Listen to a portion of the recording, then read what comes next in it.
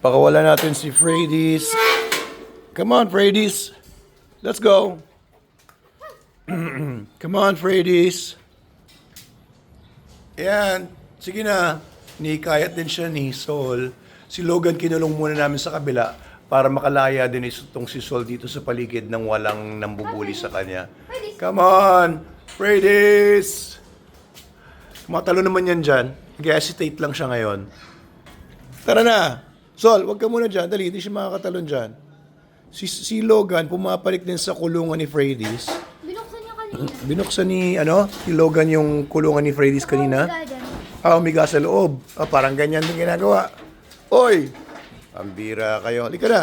Come on. Dito tayo. Come on. Sol, Freddy's. Nasaan na si Freddy's? Come here, Sol. Nasaan na... Si Logan kumakatok-katok dito. Nagpo-protesta kasi kinulong siya sa kabila. You know, inudunggol niya.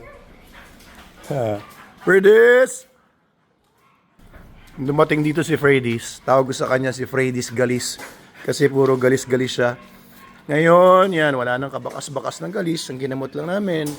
Nag-next guard ako isang beses lang. Tapos, nagyan na namin siya. Of course, SDN42. Na may mga nagsasabi, dahil mataas ang protein ng SDN42, hindi po totoo yun. Yan. Dire-diretso naman siya SDN42.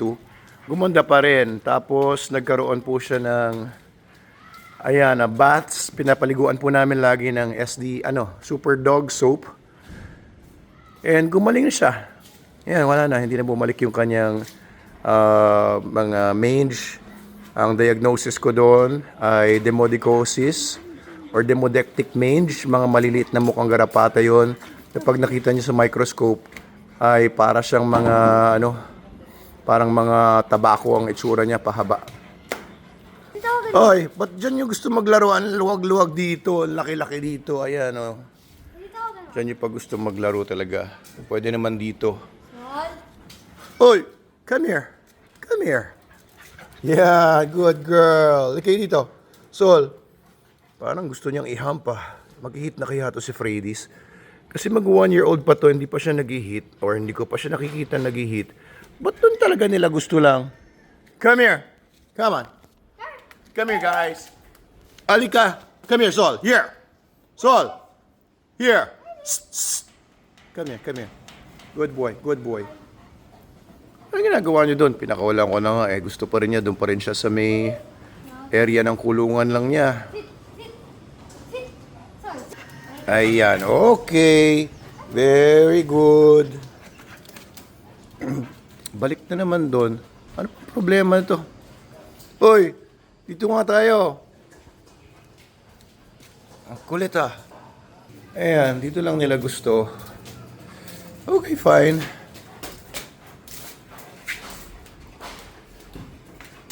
Tapos yun, pumanik na naman ang kulungan. Teka, nag-hit na nga ba? Naamoy-amoy ni Sol. Dinidila-dilaan. Hala. Baka nga nag-hit na. Late mo pa, Freddy's ah. Wala, hindi ko pa nakitang maga. Pero si Logan din, kakaiba na rin ang nagiging behavior in the past few days. Binubuksan niya yung cage ni Freddy's. Tapos pumapasok siya sa loob. Tapos iniinom daw yung ihi ni Freddy's. Baka mag-hit na to. Ha? Pupunta siya sa ilalim. Sa ilalim ng cage, iniinom niya yung ihi ni Freddy's doon. Makain ng plastic. Ay! Kinakain mo yung plastic niyan. Shh! Leave it! Plastic doon. Come on, labas kayo dito. Uy! Pinalabas na nga lilipat lang ng kulungan. Komportable lang naman kasi sila sa cage nila. Kaya ayan, si Freddy's, anak ni Loki ko. Namatay na si Loki pero ADRK dog yon. ADRK is the best club pagdating sa mga Rottweilers. Based sila sa Germany. And the dogs that are in the ADRK club, most of the kennels there breed for not only for conformation dog shows, but also for working titles na pinapakita talaga yung working capabilities ng mga Rottweilers. Kaya gusto ko yung mga ADRK dogs. They're not just show dogs, They're also working dogs. Yung si Loki ko was trained in advanced protection. Ang nanay naman ito, si Jamala, ay anak ni Romeo von Engelblick. Kaya matinding mga aso rin yun. I imported her, or my friend imported her, si Jamala, from, I think, Serbia. Tapos, dito na pinanganak yung si Jamala. Nandun pa rin sa amin sa Manalo K9.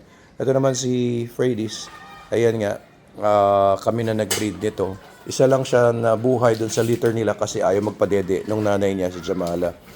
And I hope na makapag-produce ako ng great working dogs with Fredis, either pure Rottweilers or crossbreeds. Kasi alam mo, parang yung mga Rottweilers mahina na yung genetics nila. Kaya I'm thinking of breeding her with another breed.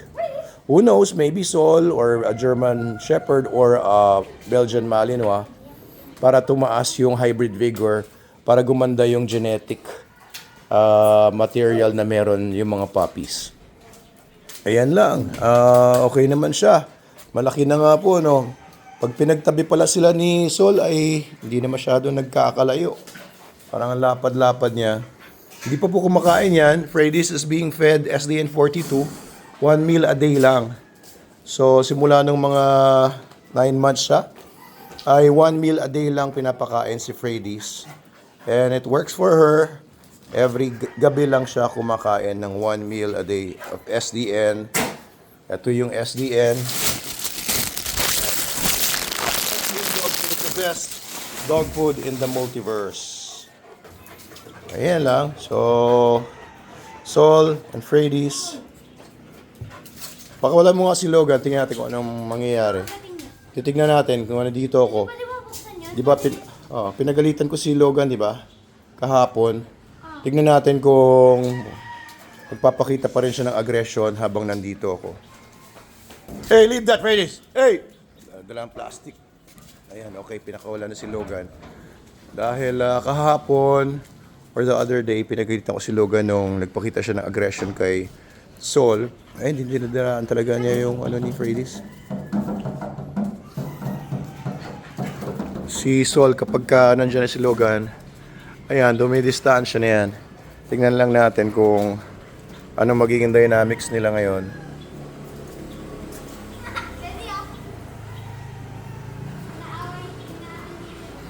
Tingnan natin kung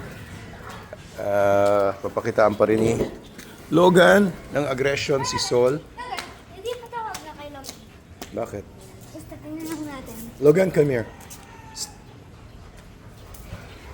Come here, Logan. Logan, here. Here! Baka mag-hit na nga yan si Sol. Si Fredis pala.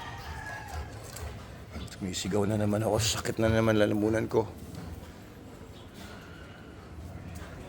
Okay, so hindi naman siya nagpakita ng aggression kay Sol. Pero ito, automatic na rin naman na umiiwas si Sol sa kanya. Sol. Yan lang po muna ating vlog for today. Mamaya po ay Amira Band naman ang tutugtog sa Manalo Resort Hotel, Manalo Resort Festival Food Park. Kung hindi pa kayo nakakapasyal, pumasyal na po kayo.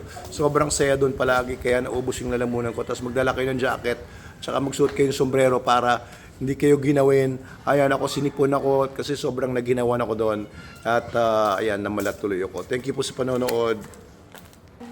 Ayan, kung ano pang gusto nyo malaman, comment lang sa baba. Kung meron kayong questions tungkol sa mga dogs, or sa business, or whatever, or tungkol dito sa tatlong ito, comment lang po.